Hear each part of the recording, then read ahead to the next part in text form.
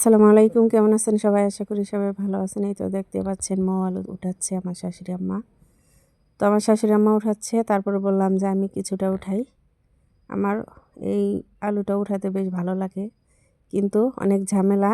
এই আলুতে অনেক এত বড় বড় কাটা হয়, হঠাৎ করে হাতে বিঁধে গেলে অনেক সমস্যায় পড়া যায়।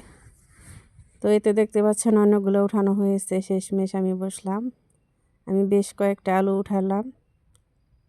তো এই আলুগুলো অনেক মিষ্টি হয় খেতে। আর কিভাবে এই আলুটা সিদ্ধ করা হয় দেখাচ্ছি আপনাদেরকে। তো এত বড় একটা পাতিলে আলু সিদ্ধ করার জন্য তেল মাখিয়ে নিল। তারপরে এক এক করে সুন্দর করে ধুয়ে পরিষ্কার করে পাতিলে বসিয়ে দিচ্ছে। একদম পুরা পাতিল ভরে এই আলুটা সিদ্ধ করা হয়। এই শীতের সিজনে আমাদের বাড়ির সবাই এই আলুটা খায়।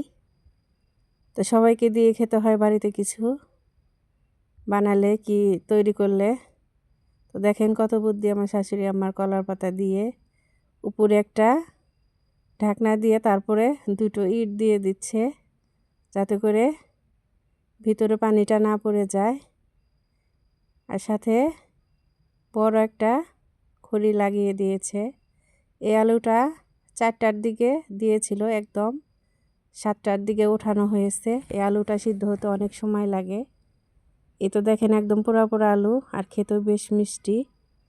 একদম ভিতরে একদম খুব শিলা, খেতেও অনেক মজা হয় এই আলুটা এই শীতের দিনে।